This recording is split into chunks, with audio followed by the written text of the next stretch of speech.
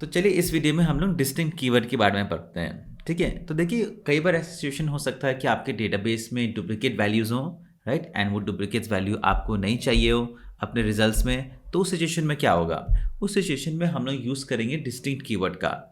Distinct keyword से आप अपने जो रिजल्ट्स होते हैं, जो आप डेटा आउटपुट देख रहे हो सीक्वल, जब हम लोग क्वेरी रन कर रहे हैं, वहाँ पे आपको सिर्फ यूनिक रिकॉर्ड्स ही डिस्प्ले होते हैं।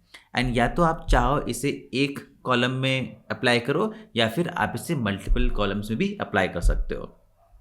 एंड इसका सिंटेक्स क्या होता है? बड़ा ही सिंपल है। हमें डिस्टिंक्ट कीवर्ड को सिलेक्ट के बाद लिखना होता है। तो ऐसा रहेगा, सिलेक्ट डिस्टिंक्ट, फिर कॉलम का नाम जहाँ पे आपको डिस्टिंक्ट वैल्यू चाहिए, फ्रॉम टेबल नेम। बड़ा ही सिंपल है। तो चलिए हम लोग अपने पीजी एडमिन में वापस से जाते हैं। ठीक है, एंड यहाँ पे हम लोग क्या करते हैं, फिलहाल हम लोग चलिए आके हम लोग यहाँ से कौन सा ले लें, हम लोग फिल्म टेबल यहाँ से ले लेते हैं। ठीक है, हमने लिखा सिलेक्ट स्टार फ्रॉम फिल्म, ये रन करके देखा।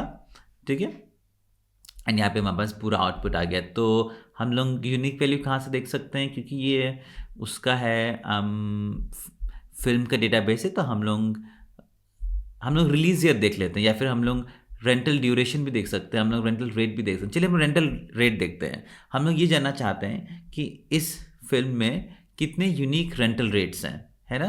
तो वो क्या रहेगा, अगर लेट्स से अगर मैं सिर्फ विदाउट ऐसे करूँ, एक बार मैं अगर सिर्फ मैंने स्टार किया हुआ, अगर मैं सिर्फ पहले ये करूँ रेंटल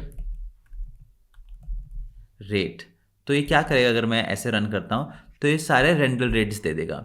लेकिन अगर मुझे चाहिए हो कि यूनिक रेंटल रेट्स, है ना, क्या पता फिल्म एक पर्टिकुलर प्राइस में बिक रही हूँ, कुछ 2-3 प्राइस में बिक रही हूँ, तो मैं क्या करूँगा, मैं सिलेक्ट के बाद आके यहाँ पे लिख दूंगा डिस्टिंक्ट। डिस्टिंक्ट लिख के रन करूँगा।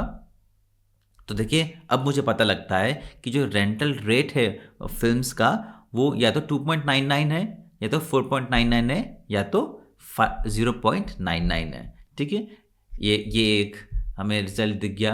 अब चलिए मैं यहाँ से आके कॉपी टू कर एडिटर करके इस वाले को फिर से रन कर देता हूँ। देखिए हम लोग कैसे जो हमने प्रीवियस वीडियोस में सीखी थी उन सबको फिर से सीख रहे हैं, राइट। तो अगर मुझे जानना हो कि रिलीज ईयर क्या रही है ना, तो मैं यहाँ पे रिलीज ईयर भी कर सकता हूँ। यहाँ पे आके डिस्टिंक्ट